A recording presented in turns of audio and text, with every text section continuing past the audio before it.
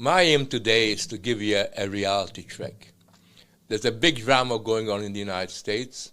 Everybody knows that the outcome of the election is going to be important for America, but also for the whole world. And yet, we also know that elections do not resolve very much.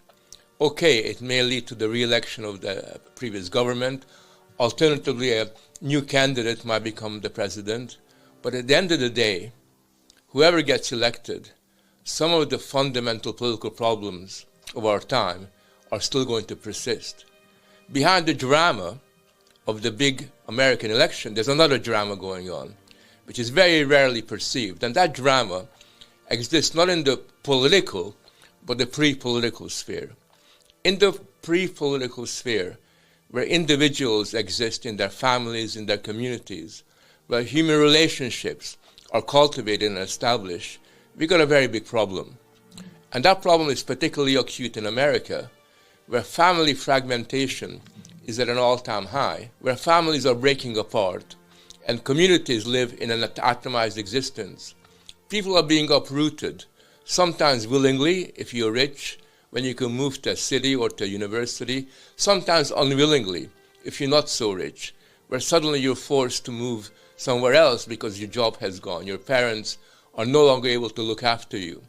So the question that we're confronted with is this: the pre-political sphere, which is gradually unraveling, is also the target of the technocratic managerial elites who are trying to capture and organize the way we lead our lives. They're trying to tell us how to bring up our kids. They're trying to tell us what a good marriage looks like. They're inviting us not to have children on the ground that it's bad for the environment. They're lecturing us about the fact that in the world we live in, it's no longer a world of man and woman, but of 100 different genders. And the more they unravel the informal sphere, the pre-political space, the more they're able to capture the way we live our lives. And once they do that, once they succeed in colonizing our everyday existence, our capacity as citizens to defend our way of life, our capacity to look after the rest of us, to have real solidarity, becomes compromised. And therefore what I'm really suggesting is that in America as in Europe and throughout the Western world, we need to be aware of the fact that the next big battles, the battles that really, really matter to our everyday life, will be to defend the pre-political sphere, to protect our traditions, to protect our families, to protect our way of life.